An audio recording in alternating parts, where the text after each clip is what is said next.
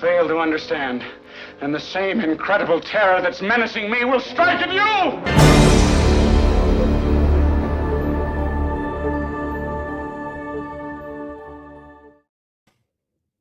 Hey guys, just hopped into the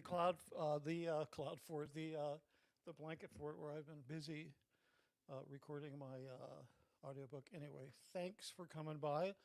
Those of you that are new to this channel, I'm Mitch Brisker. I was a film director for Gold for many years. I was a Scientologist for decades. I'm here doing what I can, what I think is appropriate in terms of telling my story and calling Scientology out. So thanks for coming by, guys. So first of all, I want to say hello to a couple of people. Love Food Kitchen, thanks for coming by. He says, ready for some more Birch Misker. Yes, I am going to keep making these terrible name puns. Looking forward to what jaw-dropping propaganda we're looking at today. Well, unfortunately, I don't have a film today, but I do have some interesting text and a story to tell you. Shenanigans is here. Hi, Mitch. Glad to catch you live this go around. Yeah, I was trying to squeeze in between other creators. Kind of tough to do that because there's a lot of people in the Scientology space, and I kind of want to, try to pick a time to go on when maybe it's not too crowded. Though of course there's always the replay. Okay, so look, here's the deal. Today I want to talk to you about what defines an extremist organization and what extremist organizations have in common, because this is really key to understanding the Scientology mindset. So today what we're going to be talking about is this infamous book. This is the L. Ron Hubbard's Introduction to Scientology Ethics, affectionately known as ISE. And yes, this is the famous book that contains the dreaded ethics conditions. And okay, hold on, let me just check my sound here. Thanks for letting me know that. I was in such a hurry, I didn't really get a chance to do that. I think I know what the problem is. Yeah, here we go. So sorry about that. The sound should be fixed now. It's goddamn Apple. It always wants to favor all of its products over anything else. So it's like, oh, there's some iPods. I'll just throw those on as the main default mic. So this should be good. Let me know. Let me just check one more thing. Test. Nope, hold on 1 second. This should be... Okay, good. Let me know if that's better. That should be 100% better. So you guys are my sound check. So please let me know what's happening here. Can barely hear you. Is it any better now? It should be. Okay, how about now? I literally just flew in here without any chance to set up. I'm so sorry about that. Testing. Okay, that's good. That should all be good. I think we're good. So we're going to talk about the ethics book today. Let me just set the stage here. So it's around...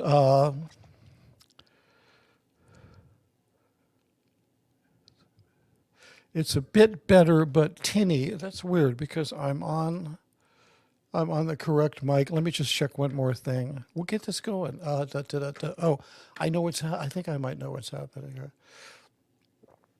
Unfortunately, I'm been back and forth on the same USB interface that I'm using for recording. I'm using on a dynamic mic and a what do you call it? The other kind of mic. So this should be good. Mic. Okay, hold on a second. What did that say? Mic close is clearest. Okay, good. We should be good. So let me just set the stage here. So I'm, yeah, that should be good. Okay, so I'm up at gold. Still not 100% as, it's a bit better. I'm trying to figure out why it's doing this because I have this mic selected. Let me just check my settings one more time. And the volume is good. The level is good. And the correct Speaker is my AirPods, and the mic is my Elgato. Yeah, okay, so I'm just going to press on here. I think it's good. Okay, good. Now it's good. Okay, so let me just set the stage here. So I go down to, so Miscavige pulls me down to S&P and down to actually ASI. I'm working on a project down there with him for, I don't know, a year or something. Then we go over to S&P. I help set that up. Then I got to get in a boatload of ethics trouble like everybody eventually does. And then I get sent back up to gold to, do whatever. And so while I'm up there, I'm working on this ethics program, and I'm really disenfranchised with Scientology, and I'm trying to figure out how to get the hell out. And so part of my ethics program, I'm on this course. This is the title page from the course. It's called Introduction to Scientology Ethics, and it's a course that you do along with the book. You read the book, you write some essays, and you fill out, great. Okay. Thanks, Marilyn. I really appreciate it. You fill out you answer some stupid questions, you write some essays, you turn them into the supervisor. They decide whether you got it or not. And while I'm writing this, it really occurs to me that a lot of this stuff is very fascistic, a lot of the stuff in the book. And so I start doing this research about the different behaviors that are exhibited by extremist organizations. And I start compiling these. And I wanted to share this with you today. I'm going to share 9 of these things with you. And, we all hear a lot about high control groups. We hear about the bite model and all that. There's great stuff and research that's been done by people. But this is kind of like, it's adjacent to all this, but this is more of a unpacking of the things that all extremist groups have in common. These may fit into something like a bite model or some other model, but these are very specific things. So first of all, I wrote about this. The first one, wait, let me just get this up here. I meant to load these earlier, but we're not going to look at this quite yet. Hold on one second.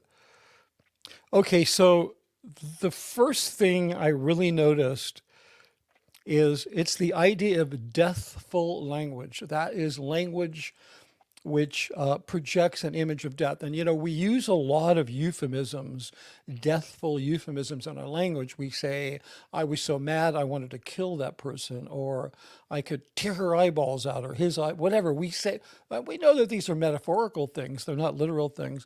But these have a past, these deathful images. They actually have a past in using literal images of death to control populations. And so I want to read something to you for context that I wrote in my book. I promised myself I'd never do book readings, but these things are so relevant to stuff I want to talk about. This is only a page, and that's not it. So hold on one second. Let me just get my whiteboard up here. Okay, here we go.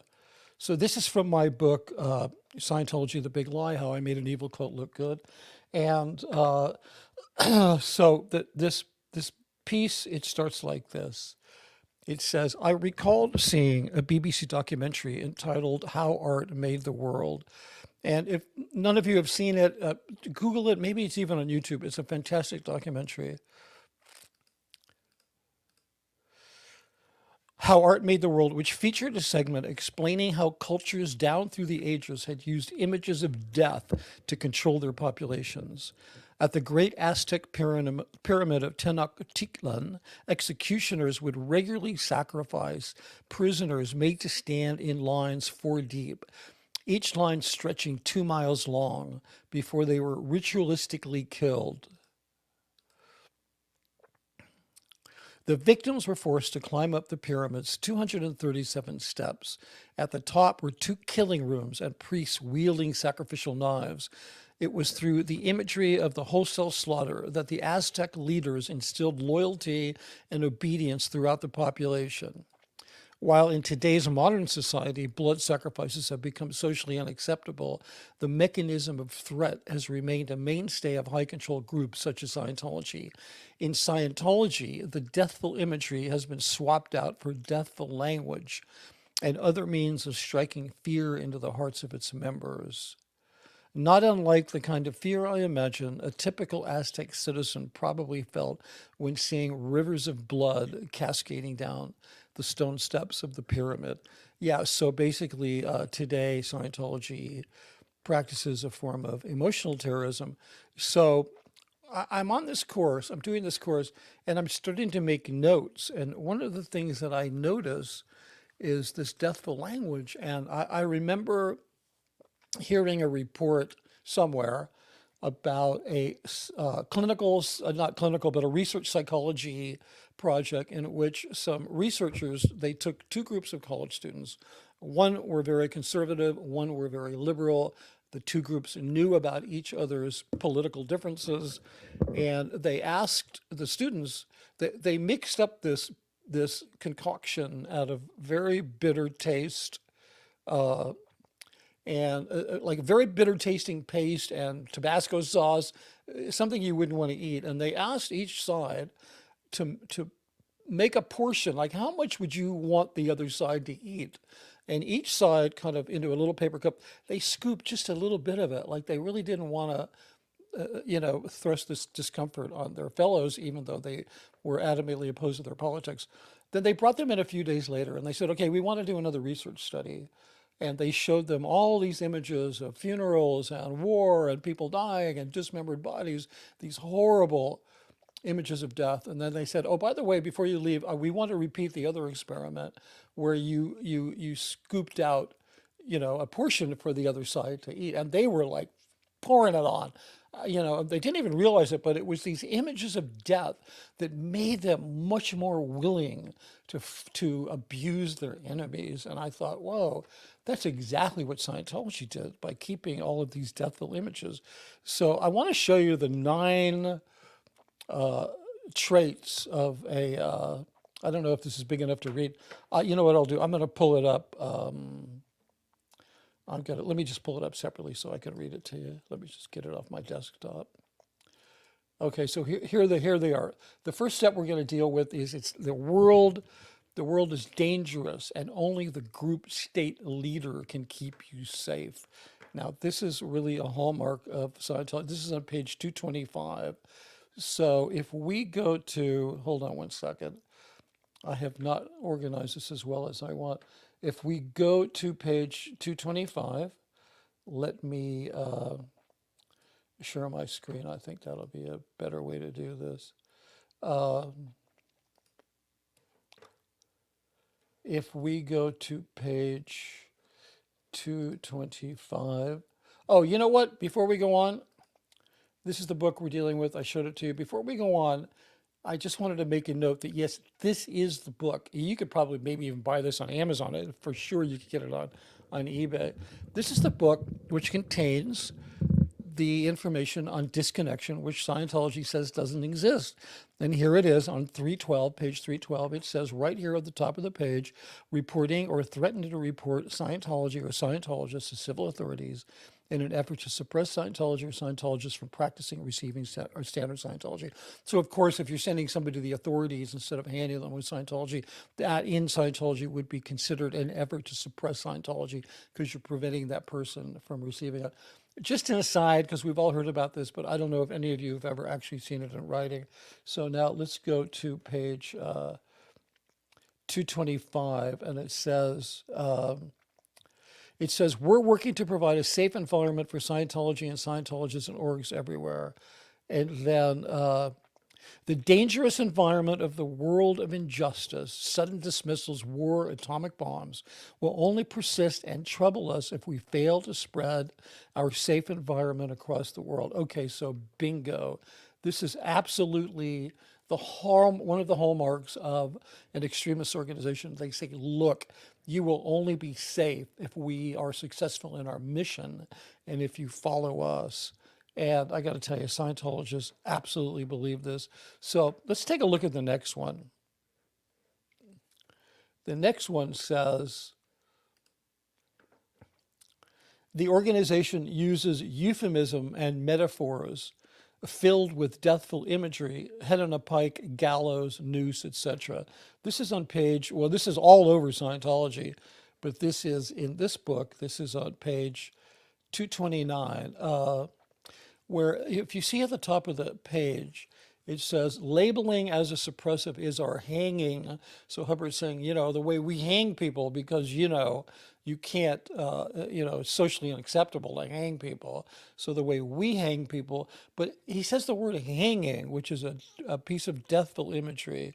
And so this is also the page that says, it also says, I think, I thought this was also the page that says head on a pike, but a lot of you who were in Scientology will be familiar with this. But this is an often used term, which, you're going to put a head on a pike. This is exactly what the Aztecs did when they did all of those sacrifices. Just keeping these images of death in people's minds make it easier for them to control them and easier for them to go after their enemies. I mean, we've seen our own government do this during, the post 9/11 era, where they were doing terror alerts constantly on TV. There was a color, remember, it would be orange, yellow, red, whatever the degree of the terror threat was. And they made sure that it was on TV 24/7, which, believe me, I think was it was a very culty thing our government did to keep everybody in order. So then the next one we have is the organization demands adherence interaction, in other words, interacting with the organization, to be a top priority in their lives. And this is laid out on page, what did that say, on page 230. So let me see. I hope I copied 230. Yeah, here it is right here. And the way that they approach this thing of interaction is they basically say that anyone who isn't full-time on board in Scientology is what they call a dilettante. And the adjective for that would be dilettantism. And so a dilettante, according to Hubbard, is one who interests himself in an art or science merely as a pastime and without serious study. He said, it also manifests itself in non-consecutive scheduling. In other words, letting students have a loose schedule because things are different in this town, and people can only come on 2 nights a week. And what do they do the other nights? What did he ask? What do they do the other nights? They do bowling. They do horse racing. And then he says, Scientology that saves lives is a modern miracle is being compared to bowling. Get it? So basically what he's saying, if you don't make this the number one priority in your life, you're a dilettante and you're not going to make it. You're not going to survive. And this is very much an earmark, or I should say a hallmark of extremist organizations. So then the next one is an extremist organization will blame internal conflicts on external perceived enemies. And that is also on page, let me go back to that page, 230. Okay, hold on one second. I think let me just get this here. This is a new thing for me, showing all this different kind of stuff, but let's go down. I think I have these out of order. So anyway, let me this is on page 230. Yeah, no, I just want to, yeah, absolutely. Well, I'm going to get your comments later. There's some great comments here, but I just wanted you to understand how they push this on their members. Like, this book is like a Bible in Scientology. It's like absolutely insane. So let me just jump back here and read that thing. Where is this?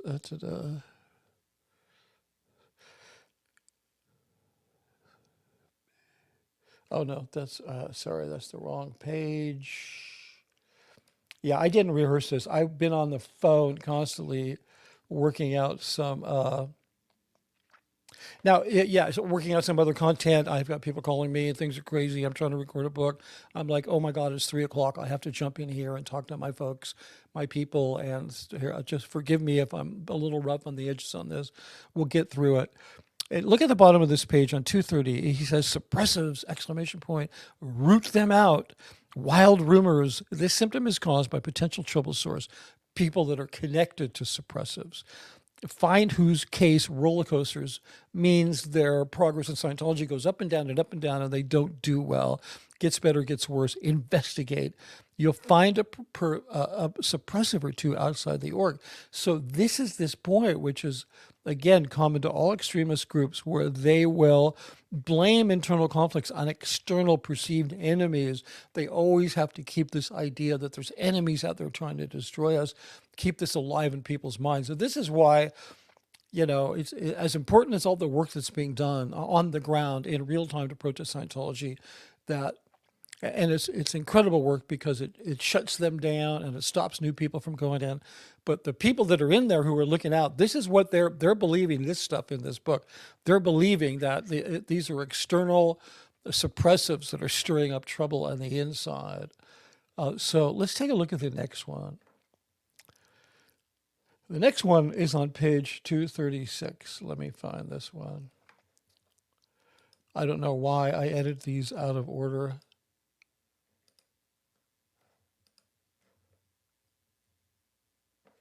I don't know that I grabbed that page. It's what does it say here? Bear with me, folks. Please don't get bored and go away. Yeah. Oh, this is on 239.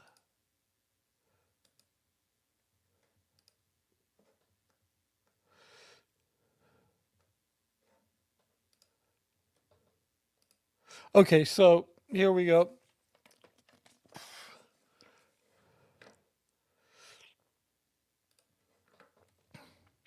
Okay, this is going to go down as my least organized show, but hold on. I'm just going to read this one to you out of the book. Hold on one second. So this is, we're looking for page 239. Okay, 236.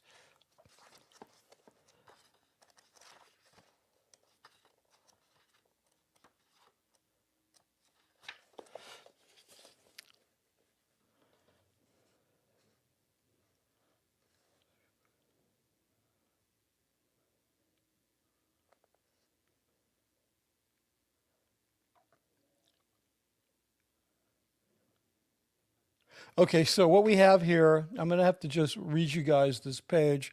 Are you with me? Good, you're with me. Okay, so look, we have this page, and this in here it talks about on page 236.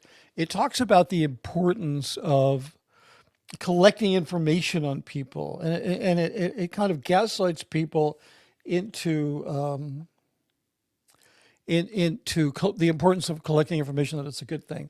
There's a thing called Time Machine. This is actually a computerized program that will collect data for you. And they're made to put things on forms and reports, and then the data piles up. And he says here, it piles up rather, run a time machine and let it accumulate data for you. The orders that fall off of it that weren't complied with should be reported to the senior using them. So they actually have this kind of reports machine set up where everything runs on reports. All ethics policy applies to the actions of an ethics officer, but the above is the workaday world. Auditor to the org, filing his replies, watching for the flat file, and then calling a court on it.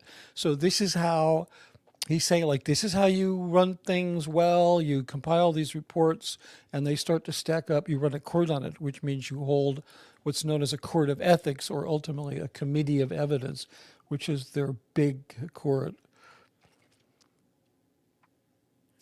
Make executives report all those ethics items. They should make them write their orders and send you a copy.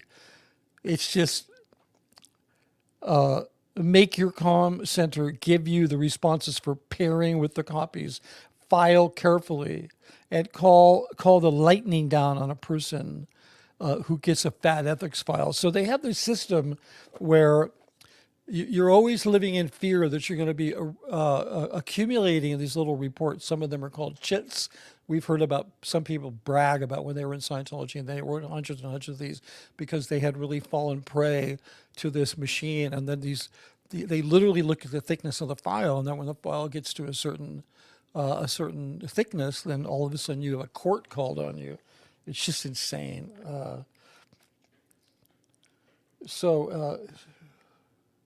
It's an easy job, mostly admin, meaning administrative work. But so is all intelligence work. I mean, this is like a church. And here in like a main textbook of the church, he's teaching people how to do intelligence work. The files do the job. If you make people report and if you file well yourself. And when you feel exasperated and balked and feel like taking it out on somebody, do so by all means. Who ever heard of a tame ethics officer? The sanity of the planet is all that's at stake. Okay, good. That's actually another one that I forgot to write down. A hallmark of a extremist group is that the stakes are always incredibly high. The stakes are always the end of the world, the end of sanity, whatever, the end of whatever. So I think you guys are getting the point, but we got a couple of more of these, and then we're gonna just have a little chat about some of this stuff. Let me jump up in the next one here. I promise next time I do this, I will. I'll be a little better organized, or maybe I won't. Who knows?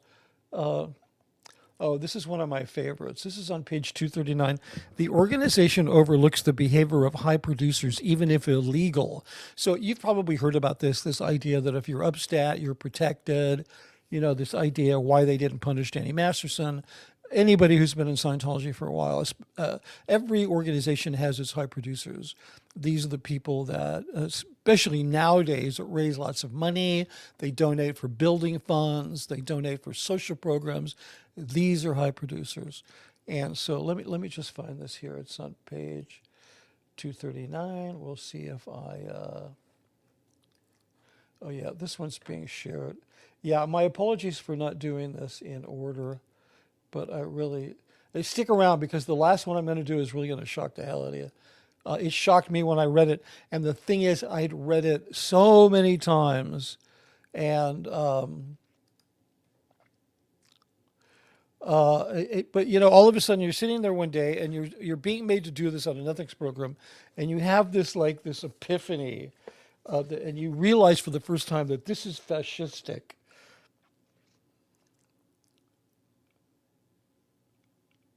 Okay, here it is right here. This is the big line right here. I'm gonna just have to read this to you out of the book because I thought I had grabbed all these and I hadn't.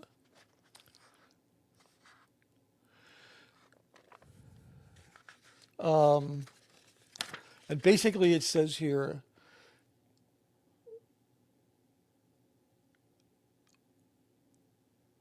ethics must use all org discipline only in view of the production statistic of the staff member involved. So that means justice in Scientology is not blind. It is peeking out from behind the blindfold and looking at the value of the person to the organization. I mean, could you imagine this? Look, Harvey Weinstein was incredibly valuable to Hollywood. He and the films that he made won more Academy Awards. He made more successful careers from Judi Dench to Quentin Tarantino. This guy was so valuable.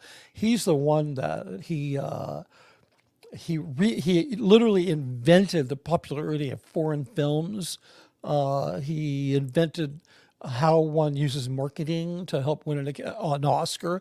I mean, this guy, so imagine if people would have said, oh, Harvey Weinstein, you know what?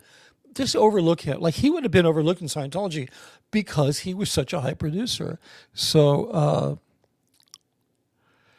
that was, yeah, so that's what this is basically saying. This is like the proclamation that if a person is doing really well, you leave them alone. Yeah, so let me, I just want to go on to the next one. I want to get through this and then we're going to have a little discussion about it. So the next one is,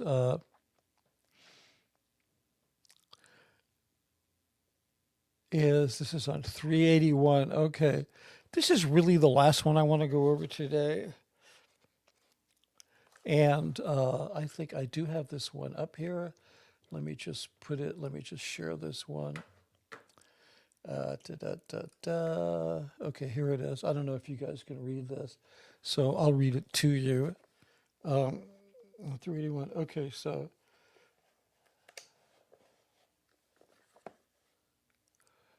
no, it's actually, oh, whoops, wrong page. Here, 381. Let me just go to 381.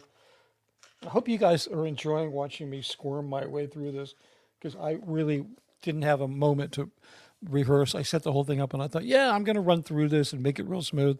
And then all hell broke loose and I barely got to my computer in time to do it. Yeah, okay, so yeah, we're going to go through these. So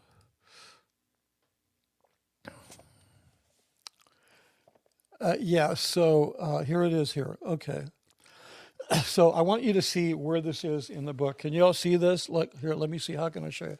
So this is the book. This is the majority of the book. Okay, here it is right there. You see that? There's the thick side. And now we're going to be looking here at the very end of towards the very end of the book. There's not that many. This is on page 381. And the book ends a few pages after this. After this is just epilogues and indexes and things like that. So I consider the fact that he put this so at the end of the book makes it one of the most important pieces of information one would use to evaluate the subject of Scientology ethics and justice. He says this, and I mean, this is like at the end of the page, like literally the page ends with this statement. This then is the primary breakdown of any justice system. Okay, let me just back up. He says a condition of doubt, that's one of the lower ethics conditions where you have to figure out who your friends are, should be assigned to any person who accepts and disciplines another unjustly on the basis of a report which subsequently turns out to have been false. This then is the primary breakdown of any justice system, that it acts on false reports. Well, this is true because we know in a court, in any court, if you give false testimony, you're in big trouble because it literally undermines the justice system. That it acts on false reports, disciplines before substantiation, and fails to confront an accused with the report and his accuser before any discipline is assigned. Okay, so this happens all the time in Scientology. False reports are written. So people are promoted to sort of write false reports. Like they'll be investigating somebody and they'll say, hey, you work with Mitch Brisker. Have you noticed that he's up to something funny? People will come up with something because they know if there is something found and they didn't report it, they'll get in trouble. So there's tons of false reports flying around Scientology. But here's the kicker. The final point of this whole book is this then is the primary breakdown of any justice system. The false report thing, or which does not weigh the value of a person in general against the alleged crime, even when proven. That is the smoking gun where they did not care that Danny Masterson was guilty because they were evaluating him against the crime, even if it's proven. And they thought this guy is worth to the church. He's such a high value member in terms of reputation, in terms of, you know, the halo effect of having a celebrity and all their other false misconceptions. There it is right in that book, and they can't hide it. So let me just take this out of here now. So let's just go back. I'm going to take a look at some of these notes because they're okay. Unfortunately, I didn't star these.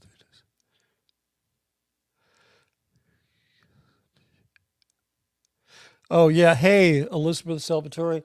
I just have to bring this up. Hey, Mitch, 3 days ago into a new job and I get COVID.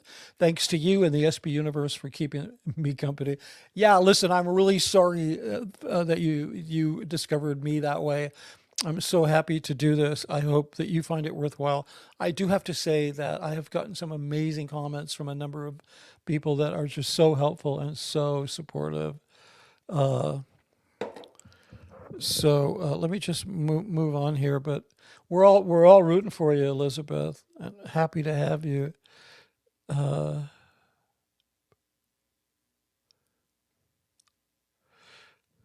okay, here we go. We're moving right along. Okay, da da da da da.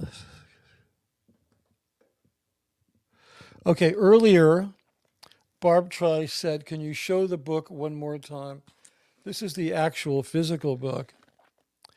I also showed it as a PDF. If anybody is interested in that, hold on one second. I don't know where that. Oh, yeah. So let me just here. I'll show you that again. Da, da, da, da, da. Oh, I don't know where it is. I'm like, hold on. So, oh, it's here. Okay, here we go. So this is. I promise that I will do this better next time. Let me just stop sharing that. Okay. Anyway, you get the idea. If I can find this book for sale somewhere, I'll put a link to it, or I'll put the picture in the show notes or on my community page. I'll make it available somehow. But that's what that's all about. Da, da, da.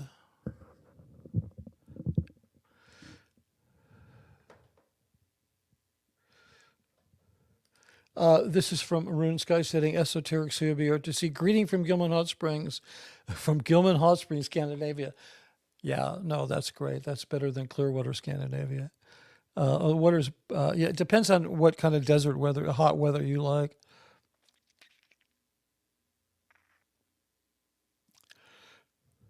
Okay, good. So I'm we're gonna. I didn't. Oh, nice. So Pegasus, hi from New Jersey Shore. I just brought your book on my Nook. Oh, I didn't know it was on the Nook. I think the Nook is Barnes and Noble. I'm actually going to be uploading to. Okay, good, great. Well, wherever you bought it, thank you, and please give me a review, an honest one. Tell me what you think. And here's a comment from Becky Sam. Aztec is even younger than old Mesopotamic polytheistic myths and other older religions in polytheistic times when languages were materialistic for sure to defend villages and justify conquer war. Yeah, this idea of using deathful imagery, it just goes back. I mean, for me, the Aztecs are particularly telling because, I've been to that pyramid. I've studied Mexican history, and the art of the Aztecs is really spectacular. They were quite an amazing culture, as were some of the ancient, even earlier ancient cultures. So Becky Sam says, of course, authoritarian patriarchic leaders are instinctively oppressive against methods and learned from other dictators. Hitler was a big fan of Mussolini. Yeah. Yeah, no kidding. Yes, anti-Harju. There is definitely, this goes back to before the Aztecs, but because of the presentation I saw in this documentary, How Art Made the World, they were very specifically focusing on the Aztecs. Hey, Shelley, good to have you back. You look great in sunglasses. Becky Sam says, as I grew up in a destructive, uber religious political cult and system, I am very familiar with punishments and fear in this life and afterlife. Auntie Harshu says the Extian cults, I think those were maybe Aztec cults. Extian cults love to use religion as a power tool to control people. Absolutely. Yes, Auntie Harshu. So Scientology is certainly not the only offender in town. No, but I think they are the most, it's like they're huge in terms of influence and abuse. They're small in numbers, which makes them kind of a difficult target to legislate against because it's really hard to get legislators excited about, getting rid of tax exemption or taking down an organization that only has maybe 25,000 members. And even if they did start paying taxes, it's the amount that the government would collect compared to, let's say, what they don't collect from U.S. corporations is really not that much. That's why I think it's so important what these guys are doing on the streets of L.A., these TikTokers, and that they're literally choking the lifeblood out of Scientology, which is New Public.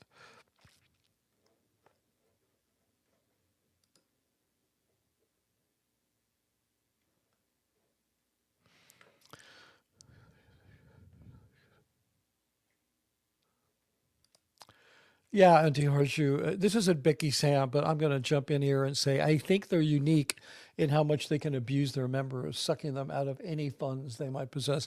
Yeah, and I think because it's such an insular group and because they get whole families involved, and then a community forms, and then that community helps one another in terms of, they work at each other's businesses and so forth. They have this whole threat over disconnecting you from all of that. Hey, thanks a lot, Food Kitchen. Someday I'll be perfect. Philosophy says the coded language. Yeah, it is. It really is coded language. And the thing is, I used to read this stuff and think, yeah, this is like, I really used to believe that if Scientology didn't succeed, the environment was not going to become less unsafe. It was going to get worse and worse. I mean, I really believe this.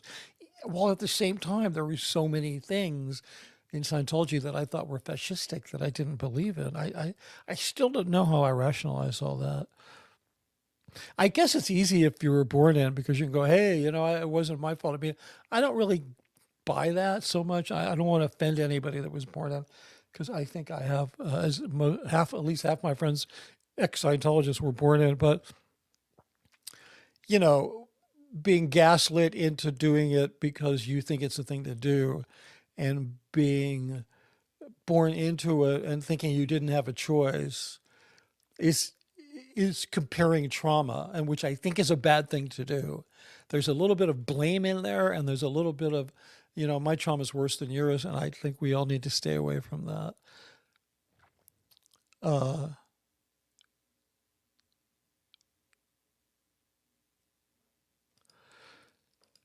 Yeah, so Auntie Harshu says other cults at least give their material out for free and not make their members pay millions for the final pages. This is true. I mean, Scientology does give away just an incredible amount of promotional material. I mean, the films that I've been showing you guys, you can see those on the Scientology network. But yeah, you have to pay for the materials, and it's like what do they use the money for? I mean, it's all just accumulating somewhere, and then, believe me, they don't spend nearly what they take in. I mean, that's less so true today because I'm sure they're taking in a lot less money.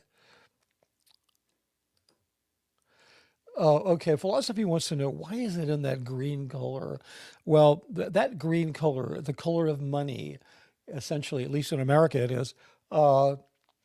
That's the administrative color. Anything that has to do with administration, although ethics really isn't administration, because in Scientology you have ethics, you have the technology, and then you have the administrative technology. So you have the Scientology technology, administrative technology, and ethics technology.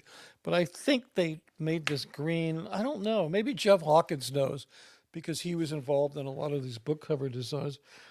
Even more importantly is why is there an old man like a judge with a gray beard? That has to be somebody's idea. I'll have to ask Jeff Hawkins. He would probably know that. But I guess at the end of the day, I don't know. Why is green?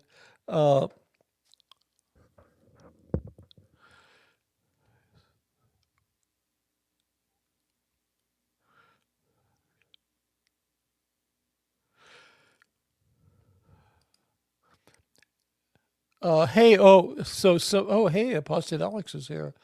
Green for vomit. Apostate Alex is green for vomit because that's what LRH is spewing over the pages of those policies. Yeah, I agree with you that it's he's vomiting, but just as a note, I have to say I've never had green vomit. My vomit is usually the color of whatever I ate, and I don't often eat things that are green.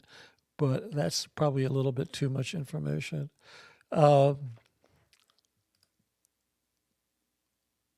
Now, I wanted to bring this up because I did make this comment about,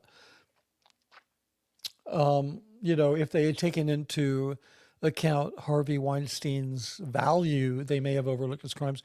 And Barb Tri says, I think Weinstein's crimes were overlooked for a long time. That's very true. And I think part of that was an unspoken policy of power. In other words, he had so much power. I also think it's because a lot of other people in power, other men in power, keep in mind the film industry is mostly a very patriarchal industry, although fortunately that's changing, and we're getting a much higher percentage of women and other non-patriarchal type people in there. But yeah, it did get overlooked a lot. I mean, even if you guys are familiar with Ronan Farrow, Mia Farrow's kid, who's this incredible journalist who I wish Scientology had ex-Scientology. I wish there was a journalist of that level, that power of what Ronan Farrow did to Harvey Weinstein to do that to Scientology. That guy really did an amazing, he wasn't the only one, but he brought that story to NBC TV and they turned it down. They didn't want to touch it. So he got New York Magazine to publish it. And that's what kicked the whole thing off. That and those two female reporters, I forget their names at New York Magazine or wherever, but whatever. But yeah, I think it was overlooked. I think there was a little bit of an unspoken policy that Scientology has. I think Weinstein probably got away with it so long because Hollywood had this policy like Scientology as well. You kind of have to overlook the crime because of the value of the person. But then, eventually it became, untenable when these women started speaking out, and then it ended up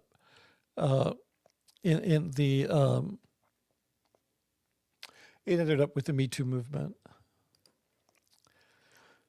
which is, whatever. It's that pendulum keeps swinging, it's like Amber Heard's kind of swung it in the other direction where it was like, women can be abusers too. And now we're sort of a little confused about who to believe because sometimes we are told, believe the man and he's the victim. And sometimes we're told, believe the woman.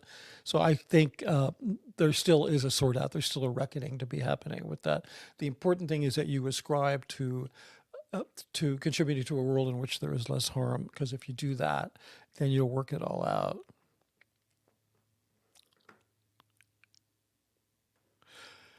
The inappropriate heifer. Hey, hi, how are you doing? Good to have you here.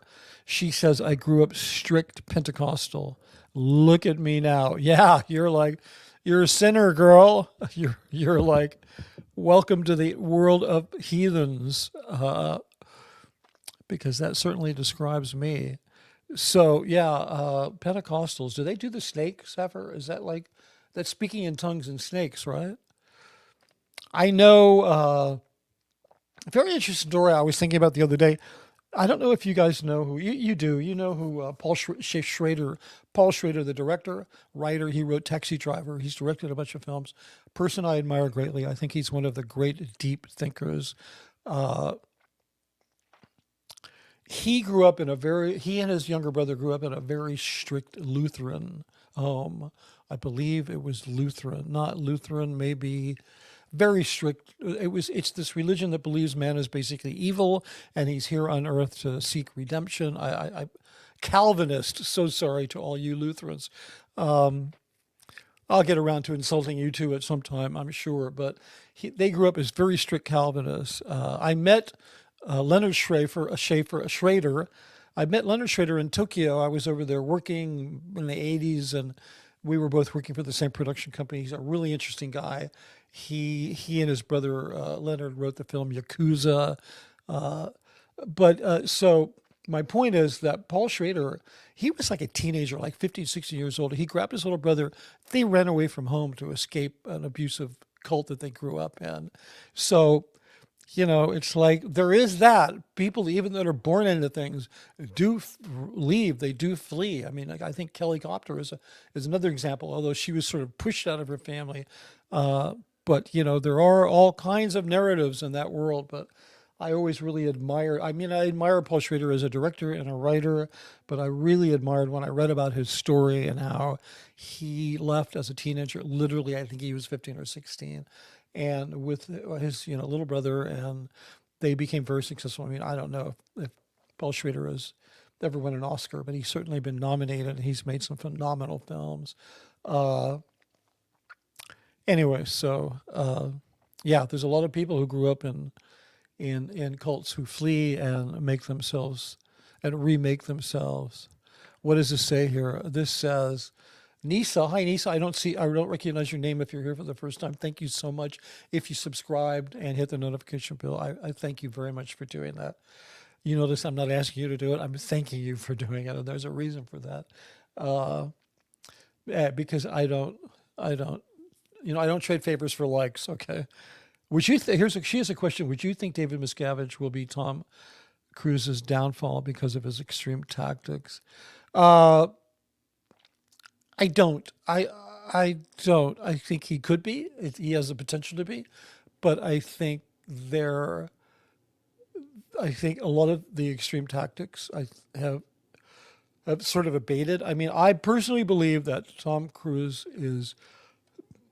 David Miscavige is Tom Cruise's career man. He's his career consultant, because at the same time when Tom was really exploding as a Scientologist, he also stopped making dramatic films, the kind of films that people are, nominated for Oscars. He sort of reoriented his career to be a blockbuster producer, movie star, and just he's made so much money, and I'm certain he gives millions of dollars to that organization.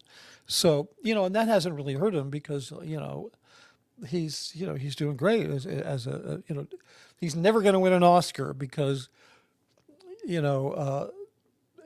I don't think David Miscavige likes Tom Cruise getting big awards, because whenever he does like an awards show, or whenever he's associated with an awards show, something bad happens. People make jokes about Shelley. Today, I'm sure they're going to be making jokes about the test center. So, I think he's just, the damage has been done, and it's kind of worked out financially. It's worked out well, but I don't think there's a downfall out there for Tom. I mean, I think the downfall is the downfall of Scientology, which Tom is going to have to recover from himself. At some point, there's got to be a reckoning, because that guy has been so abused, and then himself become like an enabler of an abusive cult leader. There's no way that has a good outcome.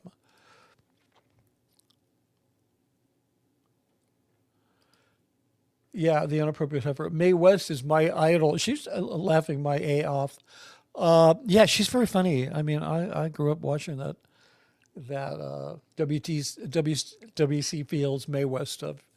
Yeah, hey, that's not a bad idol to have. And I understand that she was actually one of these kind of,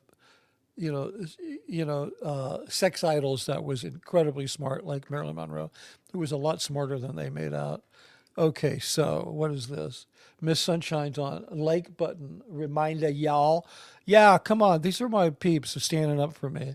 Anti-Horseshoe says, hit the like to help out Mitch, y'all. Yeah, for some reason, I don't know what it is. I think I should probably do another survey. For some reason, I just am like heart stuck. To use a gaming term, I'm heart stuck at 4,502 subscribers. It's just amazing. It doesn't matter what I do. I'm going to try doing more content, because I have a lot more to say, and I've kind of been slacking off not doing it. But it's amazing. I don't know why I'm just so stuck there. I mean, I'm not doing this for subscribers, but if I can gain subscribers, it means that the message is getting out. My role, I'm not here to do the real-time news. I'm here to kind of deconstruct and decode what I know about Scientology, and that's kind of my role. But yeah, if there's anything you guys can do to help, that would be great. Yeah, this is good. This is the inappropriate heifer. 17 people were slacking on the likes. Yeah. Now we're acting like a real group. We're calling each other out. You know, Heifer, would you just start writing KR's knowledge reports on those people that aren't hitting the like button? Because I think I'd ought to send them all to ethics.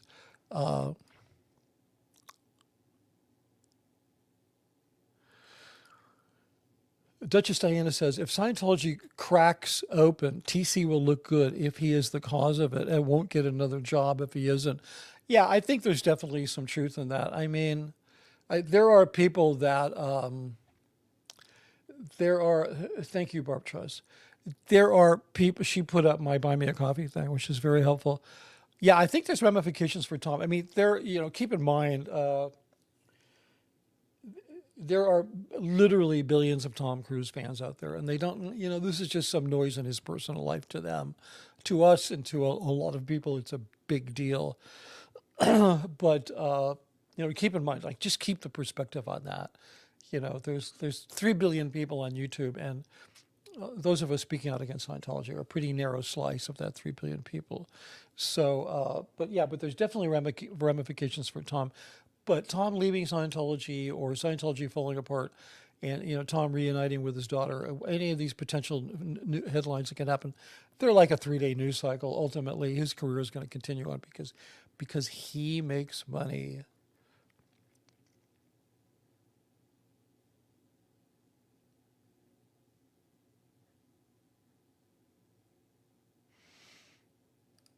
Thank you, Philosophy. See, that's how you do it. She says, I liked it before I started. That's what you do. Just go and hit the like button. And you know what? If you're bailing out because you don't like it, just unhit it. Oh yeah, here's the real answer. This is the answer I've been looking for from the Inappropriate Ever. You're not being controversial enough for the lurkers, LOL. I guess. I mean, I realize that, I guess now we're having a chat about this. I realize that there is this crowd on YouTube that I refer to as the kind of the pit bulls chasing a meat truck. I mean, they're the people that slow at a car accident, and they're, looking for a bloody bumper on a decapitated head, and that's all good. And I do have some controversial things coming up, so who knows? Maybe that'll change. But yeah, I think that's really good. I guess I could also release a sex video. That's really seems to be helpful. No, I'm too old to do that. I don't know if any of you guys ever watched the show Ray Donovan, but there was a great episode where some young starlet that he used to work for called him up and said, I have a problem. There's a sex tape. And he said, oh, so you need me to get your sex tape off the internet? She said, no, I need to do a sex tape and leak it to the internet because my numbers are down. He basically told her to F off. But I thought that was such a great statement on social media that there's people out there that will release, like, will secretly leak a sex tape just so they can get some, some hits on the internet. It's just really crazy. But yeah, maybe I should do that. I should leak a sex tape. Okay, here we go. Okay, so yeah, got to put this up. Miss Sunrise Dawn, just ordered your book, Mitch. It'll be here Thursday. I can't wait. I got an Amazon gift card for Christmas and just decided what to treat myself to. Hey, thanks a lot. I really appreciate it. And please remember to, leave a fair review, like literally what you really think of it. I tell you, if you really hate it, send me an email. And if you can't return it to Amazon, I'll pay you back, because I'm telling you, everybody that has honestly read this book has had a very positive reaction to it. More than it has exceeded my expectations. So I really appreciate that.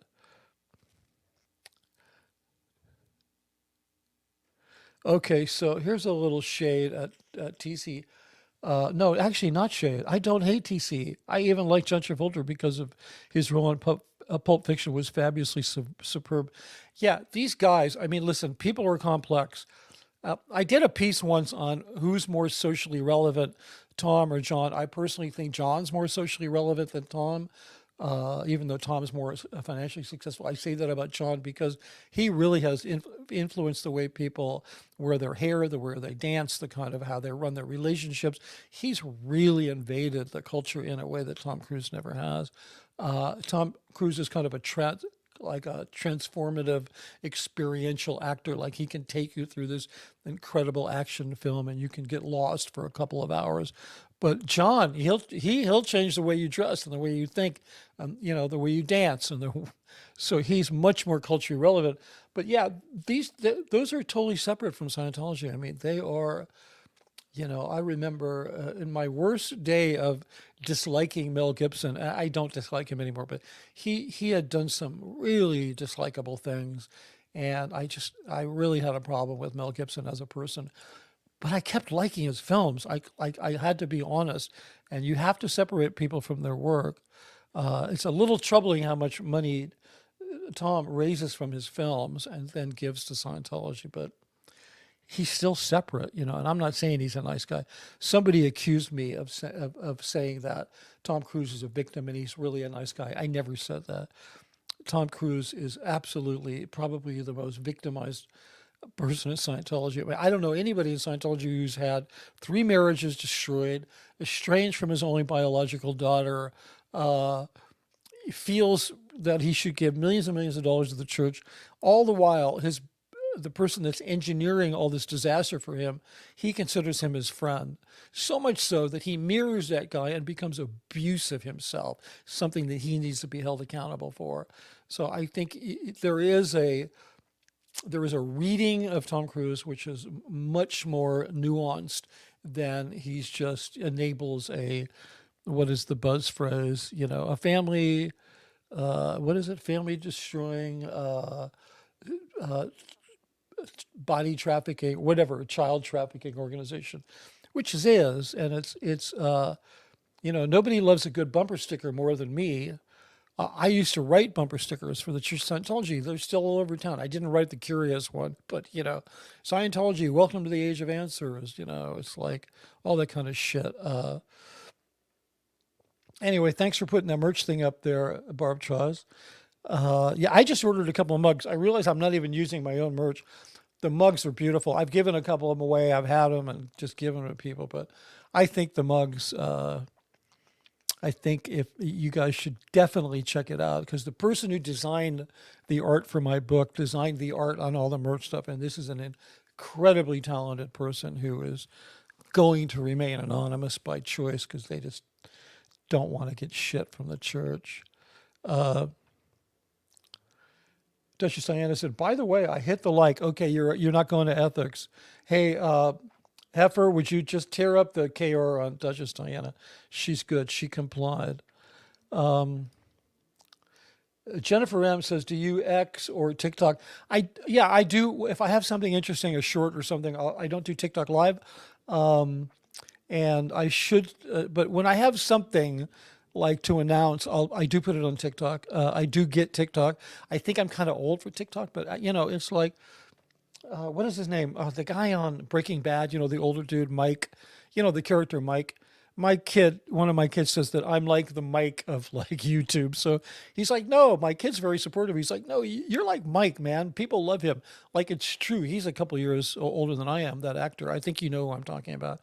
If you don't, put something in the chat. Let me know that I'm talking about something you're not aware of. But so yeah, Mike, what the hell is his last name? His character name? He's a wonderful actor. He's an old bald dude with a goatee, and I don't think he was an ex-cop who's like an enforcer, and I should do X more. I should start posting on there. I've been kind of really struggling with doing a book. It's very physically exhausting. It's emotionally exhausting.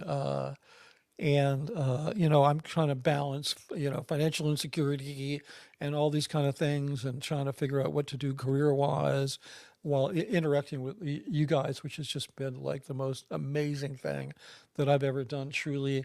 So yeah, I should do that more, but I do have a TikTok, so you can go on there and follow me.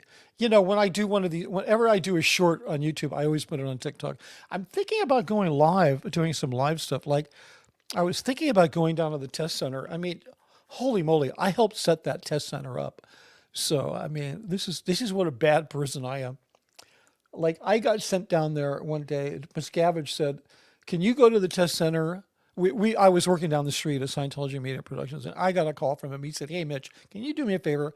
Go down to the test center, because they have displayed books in the window that their window display is is a mess. Like they've just put one copy of every Scientology and Dianetics book. And I went down there so it was appalling. So I had the people at the test center on one window, on one side, on the left side, I had them put Dianetics books in every language that it came in. And on the other side, I had them put one Scientology book, Fundamentals of Thought, in every language it came in. So rather than a bunch of books, there was only 2 books. But because it's an international tourist destination, I wanted people to see.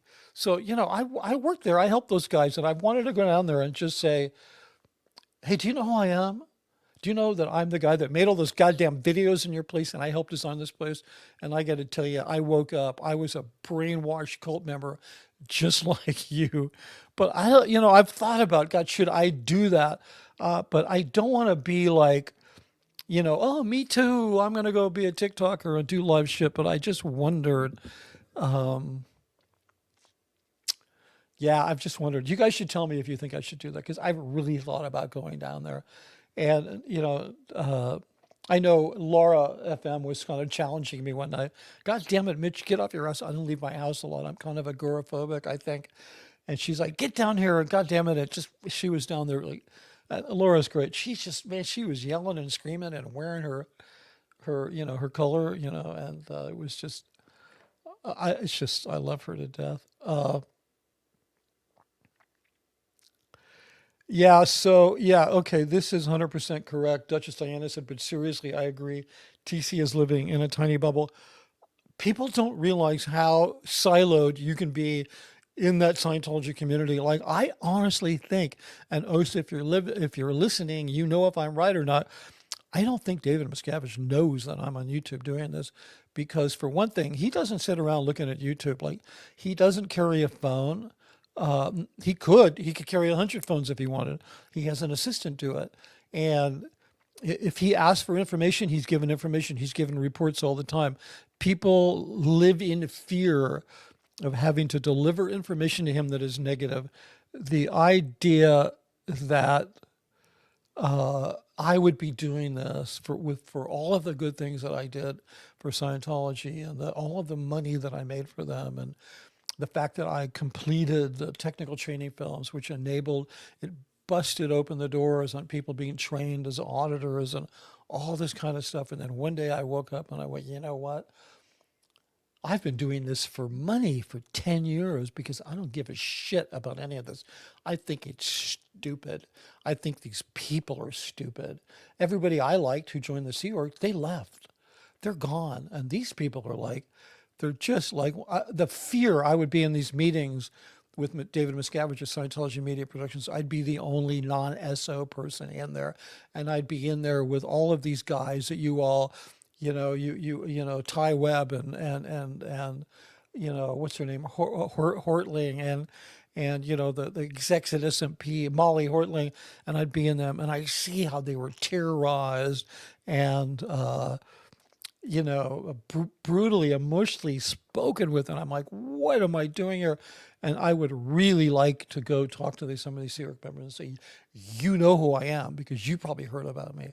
And I'm just here to tell you, share with you that was a bunch of bullshit that I did. And I wish I never would have done it. And you're using all of that stuff that I did to gaslight people into coming into this place. And that stuff you're showing them, it's a bunch of bullshit. So I've wondered about doing that, but I'm not particularly motivated to do that. Plus, I don't want to disrupt those guys. Those guys are doing such an incredible job. I don't care if they're doing it for money. I don't care if they're doing it to be YouTube stars. I don't care if they're doing it because they truly are the upright citizens brigade that is, mad as hell and we're not going to take it anymore and we're going to shut this evil cult down. I don't care what their motivation is. I don't care if they even want to meet the opposite sex and get laid. I don't care because what they're doing is really good work and that's all that matters. And I don't know if I want to disrupt their work because they're doing a great job. Leslie Bishop, I didn't recognize your name, but thank you very much for coming here. And if you subscribed and hit the like and notification buttons, I really appreciate it. Mitch, how did you survive knowing you no longer believed in Scientology until the time you actually left? Did you experience feelings of dissociation? Mostly likely cognitive dissonance. Yeah. I haven't really talked about it yet, but I became actually suicidal. I had a very bad episode. There was a huge problem for the church. They took me somewhere. They kept me isolated out in Malibu. They were paying $8,000 a week to put me in some, you know, incredible place, because it's like they were so they thought that anyway, it's a long story. I'm going to tell it sometime. I talked about it a little bit with Sterling Tompkins because Sterling actually saw me with my Sea Org handlers out near where he works in Malibu while I was out there being, hosted by the church because I was in such bad shape and it was going to be such a huge problem for them. So, yeah, that's pretty extreme dissociation when your flight response is so intense that you want to flee from your own life. And it's not that you want to be dead, you just don't want what you have. So it got really bad towards the end. And possibly the worst thing you don't know about it is that you don't even recognize that your abuser. You actually, even trying to flee from them, the domestic abuse hotline, which is it's all the same kind of abuse, it doesn't matter. They have a statistic that it takes people an average of 7 times to get away from their abuser. It didn't take me 7 times, but I didn't start to recover until I really fully, completely disconnected from these people and started to speak out. And then the dissociation started to die and my identity started to come back. But Leslie, I'll tell you, one of the hardest things about it was I was getting older and I had a good salary being paid for by them. And I was really struggling in my mind. How am I going to put something back together? Because I'm going to leave here in a couple of years, which is now that couple of years, I'm going to be broke. So I'm now still dragging around the effects.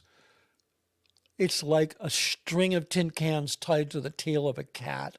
It's just, I drag it around wherever I go and I struggle with having to recover from all of that. And I'm doing better with the mental, emotional stuff than I am with the financial stuff because that's really difficult to do. But that's, I really appreciate that question. It's a really honest question. I wish more, I was going to say, I wish more, creators who came out of Scientology would tell us more about that kind of experience. But I'm not even going to go there because I'm not going to judge people for what they do when they come out of Scientology. Some people want to hold themselves accountable. Some people just want to bitch and moan about being victims and, rally and all of people in all of those spaces have all done some amazing things. So I'm not going to judge them, but I appreciate when I hear it. I know for me, it's key to do that. But yeah, cognitive dissonance, dissociation, that's totally what it was. I hope I explained that because it's important to me. I wanted to end this, but you guys, some of your comments, I can't help it. Duchess Diana, at least not to protest. I couldn't imagine revisiting the place where I was abused for any reason other than at a great distance. Yeah, I mean, I guess I associate it all with abuse. Because I was so involved in helping to curate that test center. When you look in that door there and you see all those video displays, the whole design and how that place is laid out is like I was intimately involved with that whole thing. So I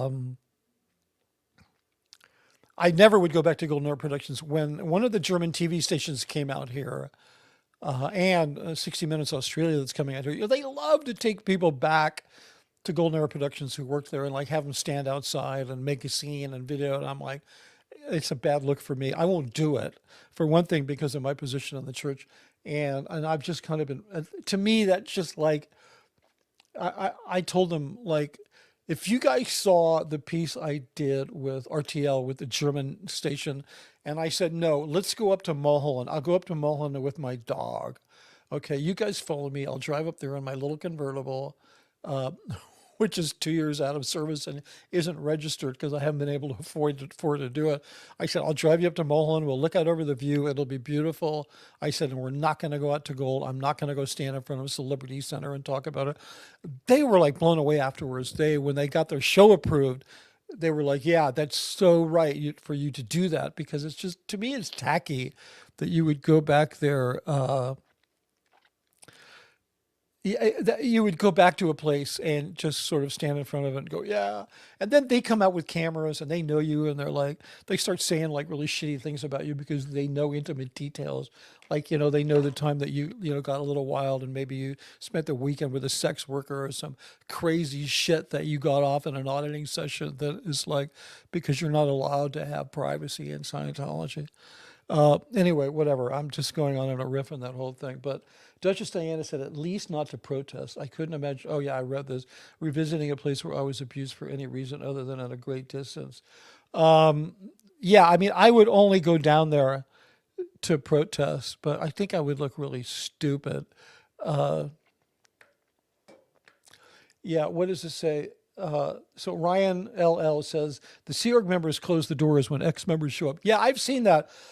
I mean, my thing is I was kind of not, yeah, I was an ex-member of the church, that's for sure, but I was never an ex-member of the Sea Org. But geez, it's just like, I mean, you have to understand, and I'm not tooting my own horn here. When my older son was 12, I took him to San Francisco just for a little vacation for a week. We drove, and it was a great father-son thing.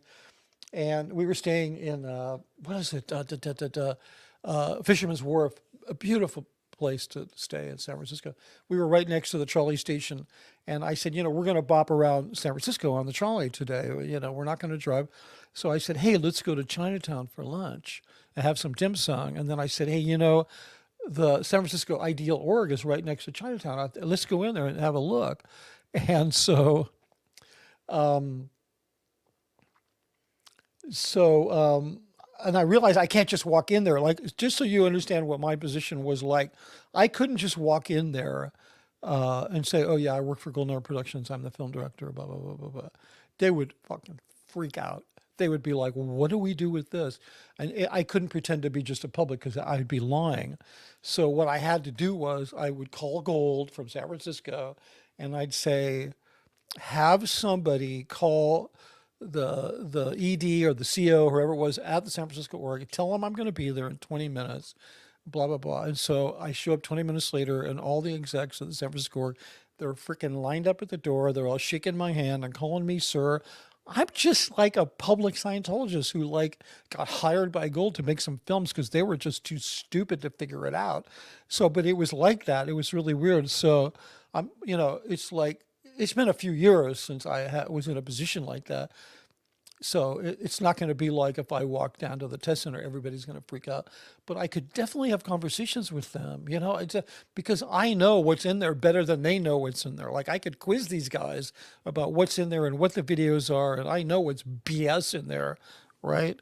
So, but I don't know. I don't want to steal any thunder or interrupt in any way. Those 4 or 5 guys, those TikTokers, but I'm kind of thinking about it. Maybe I'll reach out to them and ask if I could come, if there's anything they would like me to do. Because, that one dude at I put that shirt up, that one dude at the Shrine Auditorium, it wasn't Anthony, it wasn't Streets, it was one of the other guys, was yelling out, Mitch Brisker, blue. Did you know Mitch Brisker, blue? Anyway, I was like, oh God, that's so funny. Yeah, he mentioned me and Rachel. Oh yeah, Left Food Kitchen. I guess life in LA is very expensive with that decent income of some sort. When I was there, I was at least having ACOM paid for by work. Oh, your accommodations paid for by work. I can't imagine $7K a month, etc. rent. Yeah, I can. Or close to that. But yeah, it's really insane. I'd love to get out of LA, not because of the expense, because I think I've just been here too long. I've been here forever.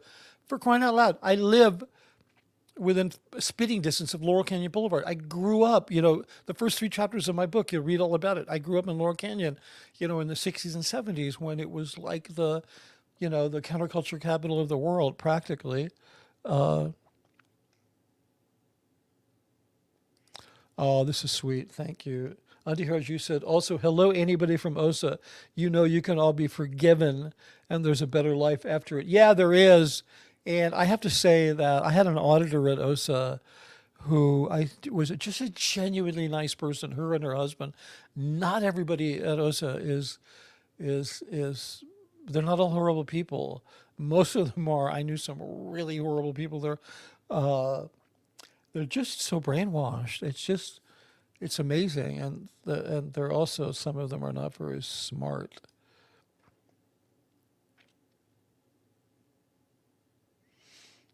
Anyway, a number of you have made, hey, Leslie, yes, thank you. I'm so sorry to hear that. That all makes sense. Yeah, thank you. I appreciate that. It's kind of like I've never really unpacked that whole story about, like I don't have an escape story. I've had a few questions about my book, and because I don't talk about how I got out. I mean, I say, yeah, the pandemic happened, and I had been really struggling for years to get out, and then that kind of helped me end my interaction with gold and with the Church of Scientology. But even then, I felt I was taking a coward's way out because I waited until, like, there was everybody was worried about getting sick. Excuse me, and nobody more than staff members at Gold. I mean, these guys were insane. They were dipping their shoes in bleach, and like, these guys were so paranoid of getting sick. So when I said, yeah, I ain't coming up there, they were like, yeah, that's okay. And then I actually started to feel better. What was weird, it's kind of a long story, but I'll try to shorten it. I worked with a guy, he was an actor, and hey, Philosophy, thank you so much. We love hanging out and listening to Mitch. Thank you so much. Finally, I found a way to take advantage of the fact that I can gas bag with the best of them. Anyway, I worked with this guy, this actor, very talented guy. He had been a Green Beret in Cambodia before the Vietnam War actually was declared. Well, it was never declared, but before it became a thing. This guy, he was a Green Beret. He used to run assassination missions into North Korea and bring back the heads of political and military leaders. And I was talking to him one day, and he said,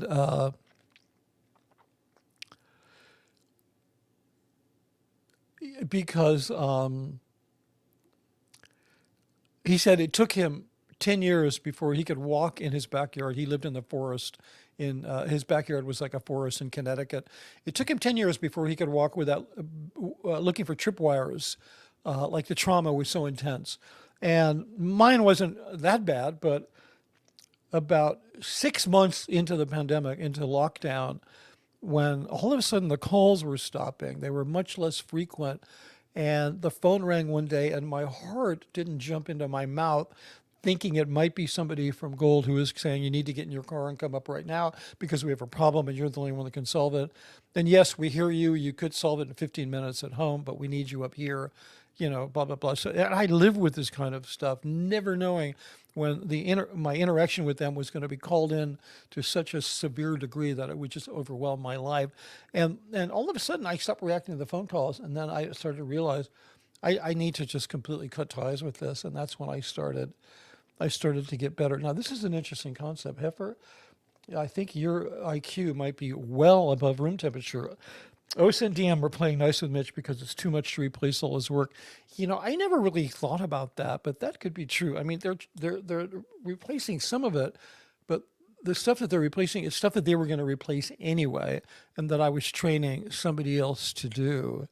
But that could actually be. They're like, no, because my name isn't on this stuff. It doesn't say directed by Mitch Brisker. Da, da, da. Actually, the one film, The Married Couple, because Hubbard had an advice about some films give the director's credit. So that there's a couple of films, public films, that say directed by Mitch Brisker. They're going to have to definitely redo those.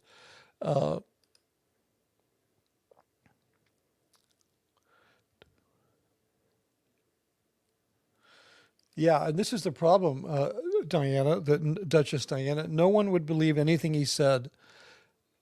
No one would believe anything he said. He said they would say, if no one believed anything he said, they'd say he was an imposter. And I think that's part of my message. I'm trying to deconstruct a lot of the things that he said, so that people will realize that a lot of it is, it's just aimed at gaslighting people, because, okay, I'm sort of bouncing around. Well, no, Duchess Diana says, yikes, 7,000 per month for an apartment. I thought the East Coast was bad. There's definitely apartments that cost that much, but they'd be high rise, spectacular view, and a really great price. I mean, you could get a pretty nice house for $7,000 a month in LA, in a nice part of LA. This is a tough one. This is a really tough one. Love Food Kitchen says, would your kids consider doing some content with you? Not regular, obviously, but I'd be interested how your unique life affected them, both in and out of the cult. Nah, they're not going to do that. Um, no, my kids are never going to do any content. They want to have nothing to do with Scientology. Maybe that'll change. My younger son is very busy. He's too busy to do it. He travels a lot. And my older son is like, I think they're just, I don't know. It's like Scientology was really not good for either of them. And they're happier and better off. They're not even in my book. And I explained at the beginning of the book that I left my family out of it, really out of privacy. Plus, they have their story, and they need to have their story, not me telling their story. So I really left it out. Plus, I was not the best father. I was not the best husband. And I had a very, very strong sense of entitlement, and that I really didn't even understand my role as a parent. I thought I did until I left Scientology. And then I began to discover that it's way too late, that what every child needs is just to have a parent that says, I see you, I love you because you're you, and I love you because you're here. And Scientologists don't do that with their kids. And so I don't think my journey of healing the relationship I have with my kids is going to be helped by doing content with them. But I wish they would. They're very handsome young men. They're very bright. I could see working with them. My younger son, my older son. Did you guys hear that? In a way, I guess I have done some content with my older son. You guys know I did that parody soundtrack I did questions ads, like the old Dianetics book. Did, and I did a version that sounds like it, but it's a different melody. Well, my older son composed that, recorded it, mixed it and delivered it to me. So he did do that for me. He did a great job. And I know my younger son wants to make a film. He and I have been talking about stuff.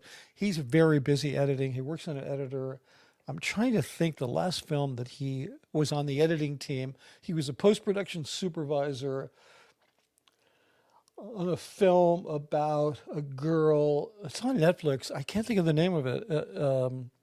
About a girl who was in England, who was seduced online by a leader of ISIS, and she ended up joining ISIS and becoming.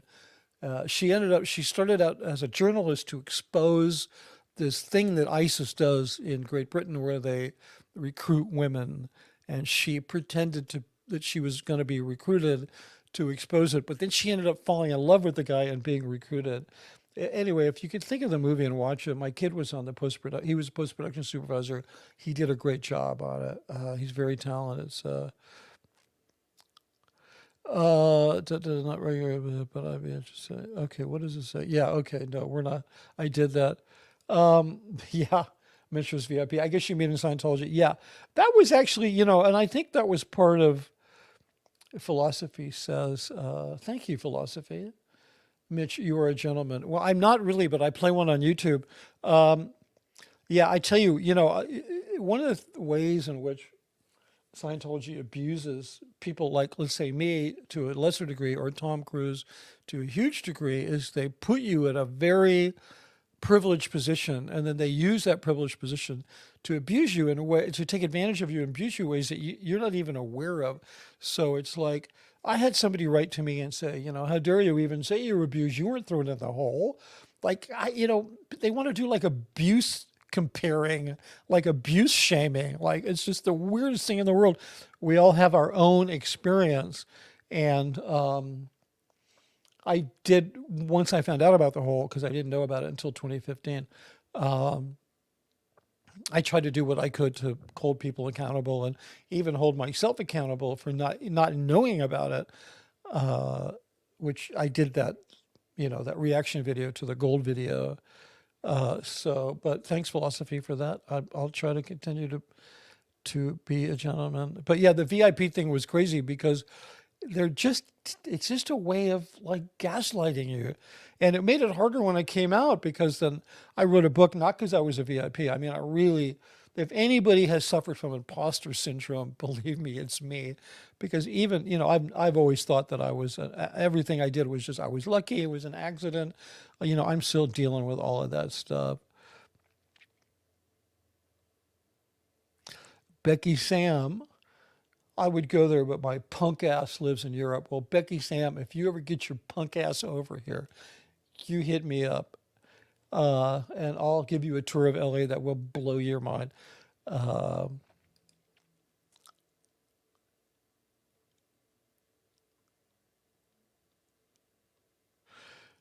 Yeah, so I don't know if you're talking about the art from my book, which is not my art, but I mean, I did have some influence over it, but I was not the artist. But it is on sweatshirts and t-shirts. I got hoodies, I got t-shirts. Other than that, my art, yeah, I could, I mean, I don't really paint or draw. I haven't in years, but I do a lot of photography, and I have some photography I think would be worthy. Uh, yeah, I should. OBG, the Foster. Yeah, I should drive my own honky horn. I should. Plus, I have a little convertible, and it would be nice to just drive by with the top down and say, yeah, I don't know. I could figure out something to say. Uh, oh, I get it. Oh, I get it. So Duchess Diana says, for the protesters, make sign with your art, t-shirts and sweatshirts. Yeah, t-shirts and sweatshirts for sure. I don't know about signs. I think one of the nice thing about this protest, I mean, I covered the anonymous protest. I was on the inside, helping from a PR standpoint, helping the Church of Scientology to counter that. I wrote a whole chapter on it on my book called "The Internet Breaks Scientology," and it's a really fascinating insider look at what it was like to be on the other side of that. One of the nice things is what we've seen is the protest signs are now being replaced with cameras, which are like if you have a camera there and you're pointing at them, that's your protest sign because that's either going up live or it's going to go up live, and that is way more powerful than carrying a sign that says, Mike Render Blue, you can too. But t-shirts, yeah, I would love to do a bunch of Scientology, The Big Lie. Maybe I should do a protest. That's a good idea. Thanks. Thanks, Diana. I'm going to do I don't know if I can do that today, but I'm going to put up a protest edition, black t-shirt that has like the cover of my book is a small logo and then big Scientology, The Big Lie. And that in and of itself I think would help because, I named the book that because I wanted that message to get out. Yeah, the inappropriate heifer says, Mitch, Ohio is nice and quiet for retirement. Yeah, but how would retiring there, and I'm assuming you're saying that because I'd be closer to where you are, I don't think that would be nice and quiet. I think there'd be yeah, I just, something tells me that. Okay. Philosophy, come to New Zealand, Mitch, but it might be a bit slower than you used to. Philosophy, I love slow. Okay, like I don't know what gave you the impression that I like fast. I like to make my own pace, and that is generally slower. Um, yeah, this is true, Duchess Diana. I could make money giving us a tour of where you live, do Airbnb, rent hours with tours. Oh my God, that oil will work. Yeah, so yeah, I could do that. I absolutely could. I'll tell you a funny story sometime about when I was in film school and I had friends who didn't go home for the summer. They were college students from out of town. And so over the summer, they would do tours of the stars' homes, and they would just make shit up. It was hysterical. It's a very funny story. I actually started to write a script about that called Summer Job, about film students giving tours of LA. But yeah, I know all the good stuff. I know where everybody died, and I know where everything was shot, and what movies were shot here, and what scenes were shot there. I mean, I know I could do like a tour that would take days.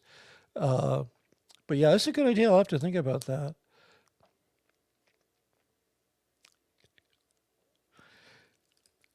Yeah, maybe I'll talk to them. Becky Sam said you can go with Laura FM, Serge Delmar, and just live stream together. You don't have to scream around. It's a cult. Yeah, no, because that's somebody else's gig. Anthony is his name. That's his gig. I wouldn't do that. It's a cult. It's a cult. It's a cult. No, I wouldn't do that. That's his thing. I would definitely stand next to him and point and go, this guy. But I wouldn't go down there to do what he's doing. Uh, Shelley says at Inappropriate Effort, I live Ohio. I moved away but came back. Wow, that's amazing. Yeah, I've heard good things. I've had a lot of friends from Ohio. I think, isn't that where the Rock and Roll Hall of Fame is? Oh my God, we're at an hour and a half. You guys, you just wrecked my day. Do you remember what we talked about earlier? That Scientology is an extremist organization. Please don't forget that stuff because you need to be able to speak in that vocabulary so we can all help to take this thing apart. Uh, Okay, here's one more time. Becky, Sam, hit the like button, subscribe, support Mitch. Algorithm. Yeah, I think,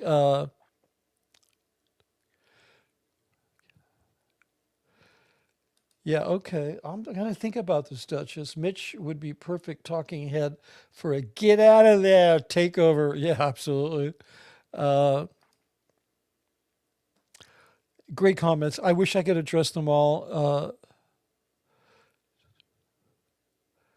Yeah, thank you guys so much.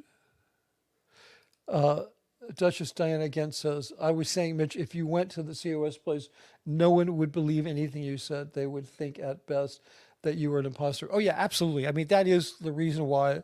That's kind of the other side of the coin at why I wouldn't do that, because they think I was like making that shit up. But I think I do know some things that only I would have known if I had worked there, if I had worked on the inside. So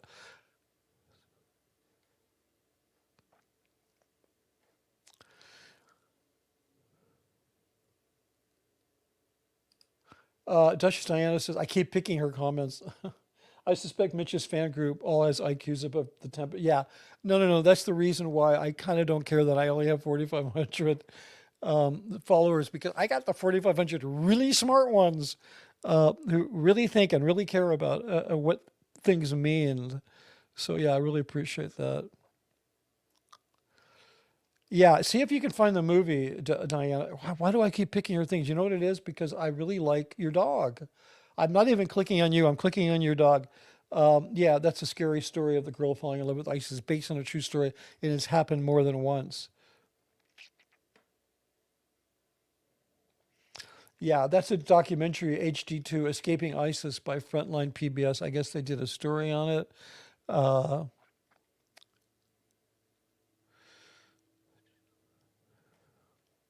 yeah, philosophy. I don't know my IQ, but I'm bad at tests. My intelligent tests confused them because I was genius level in some things and way below average in others. She asked me why I thought that was. I said, I don't know. Yeah, I don't know. Yeah, so IQ tests are a bunch of BS. You should never take one, and you should never consider that an IQ test is any kind of valid measure of a person because they're absolutely ridiculous. Uh,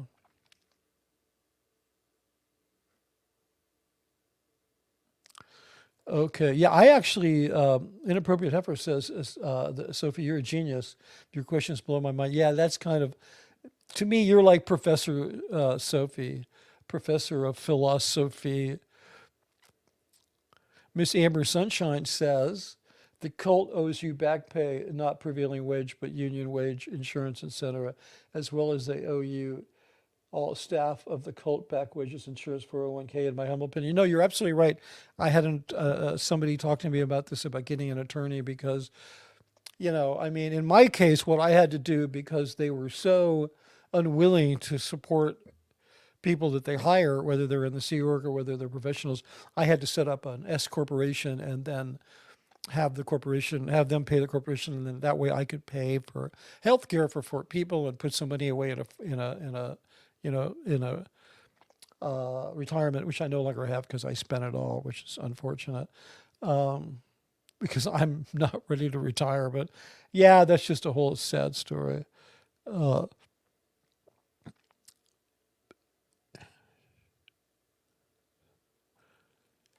Yeah, that's a good idea, Shelley. I should set up a booth with all my merch at the protest. I don't know how you kind of have to get a, I think you have to get a permit from the city. I know how to do that in Pasadena, but I don't know in Hollywood if they allow it. But yeah, that would be really funny to set up. Yeah, to set up like a book thing. I could order some books and I could sell books and T-shirts. Scientology, the big lie. Uh, but again, I don't want to look like I'm there to exploit the fact that there's a crowd. I mean, it's a good idea, but it could be mistaken.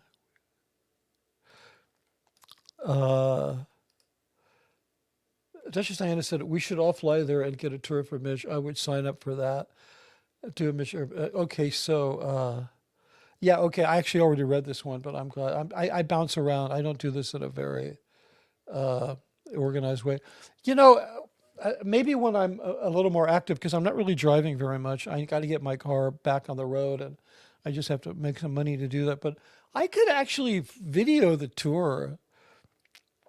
I could actually do that. It would be crazy. Anyway, you've all given me some fantastic ideas. We're going to an hour 40. Okay, so, okay. The tour at Mitch, we would like to hear about your growing up because that is fascinating. We are not far from your age, many of us, and know the people you hung with and name. Yeah, I realize that. Um, well, you know, the first three chapters of my book is about my growing up, and I hope that you guys would get a copy of it and read it. And I think maybe I'll read some things from it. Maybe I'll start reading a little bit of it. Philosophy at Heifer, thanks. That means a lot to me. Yeah, she said she was mentioning the philosophy's questions. Uh, okay, good. Love Food Kitchen. I'm booking my ticket for the Brisker Hollywood tour now. I'll have to save it until I get back to the U.S., but I'm pre-booking. Yeah, I got you. I got you, Love Food Kitchen. You got a place on the tour, uh, and Duchess Diana, road trip to Mitch. Let's film it. We can start in Boston as soon as I get my car fixed. Yeah, we have big plans, folks. We need to actually do some of this stuff. Okay, let me see if there's anything. You guys are amazing. Okay, good. So this last one's going to be from Duchess Diana. I have always wanted to go to California. It's my dream, actually, because I have traveled a lot around the world already, but never saw California coast. I'm really dying to. If I wasn't single, I would do it. Okay, well, you know, what's life without a dream? Um, yeah, listen, if you do manage to make it here, bring your family. I mean, I did this with my kid. I told you I took him up to San Francisco that time, and we drove up on the 5 freeway, which is a very quick drive, 4.5, 5 hours. But we drove down Coast One, the Highway One along through Big Sur, and if you Google 10 most magnificent, beautiful drives in the world, that drive is in the top 10. So you have to do it. You have to start in San Francisco, drive down, stop at Monterey, go to the aquarium. You know, that's where you know there's a whole memorial to John Steinbeck because he wrote about that area. And then you drive down through Big Sur. You spend the night in Big Sur, and then you drive down and you do the tour at Hearst Castle, and then you drive back to LA. And you can take 2-3 days to do that, and it's really you could travel the world and not see something like that. Duchess Diana, just me and my dog, no kid. Fantastic. So yeah, we should do that tour. That would be great. And Miss Amber Sunshine said, "Thanks, Mitch. Boneless like a lamb turned out fabulous. That's fantastic. I should try that sometime." Okay, guys, I need to go because I have to arrange some other things. I've got some people coming on. I'm trying to get a stream going with my good friend Rachel Hastings. You guys know and love Rachel. Yeah, Anti-Harsha, I got the note about John Atack. I definitely, I need to reach out to him and do that. Uh, so yeah, I'm working something out with Rachel. She's been really busy. Plus, we have a project that we're working on that I can't really talk about. Plus, I have another person I've known forever who just recently resigned from the church and wants to speak out. So I'm just really busy arranging some of these things. So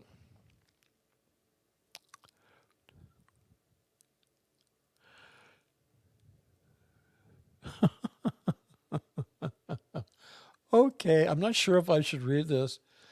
This is from a name. Mitch, I suspect many of these women want to swarm you and tickle you, which could be dangerous. I recommend you do this more than 3 times, no more than 3 times a day. You could pull a muscle. Yeah, well, tickle away. I mean, you guys, you definitely tickle my fancy, you tickle my imagination, and you tickle my sense of feeling supported by a community. And for that, I greatly, greatly, greatly appreciate you. And I'm going to continue to try and bring you interesting content. Let me just do one thing here. So, okay, good. There you go. So listen, guys, just a little bit of, no more questions, no more contents. Okay, so here it is again. Support my journey to hold Scientology accountable. Buy me a coffee at buymeacoffee.com/Mitch Brisker. Scientology, The Big Lie merch at mitchbrisker.com. Check it out. You can buy an autographed copy of my book there. By the way, those of you who have paid for books in the past, if any of you are listening, they should be, I'll be receiving them from Amazon by the end of next week. And by the end, hopefully by the middle of the week, and I'll start getting those mailed out. If you subscribed and hit the like button, the notification button, and so forth, I really appreciate it. Thank you. You can donate to me directly at my PayPal address is mitchbrisker@gmail.com. But I know a lot of us are living on fixed and no income, so I understand that that's not always something you can do. But nonetheless, you are all welcome to be here. And so with that, we're going to end this as usual with a little message from my lovely dog, Weston. Take care, guys.